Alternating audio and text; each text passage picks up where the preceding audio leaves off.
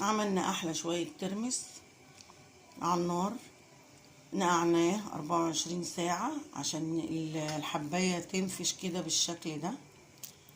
وهو دوت الترمس السريع، احلى شوية ترمس.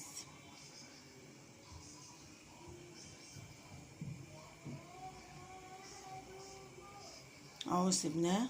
طبعا لما تنقعيه يوم كامل برضو السوا بتاعه ما ياخدش نص ساعة على النار. واهو خلص اهو، وهنسيبه بقى يبرد. ودلوقتي هنحط له ملح، هنحط له ملح فيه. بتحطي الملح فيه عشان يحيق مع اهو بالشكل ده. نحط له ملح بيستوي بيه، تيجي تاكليه بقى تلاقيه ايه مستوي وحايق. نديله بقى غسله لما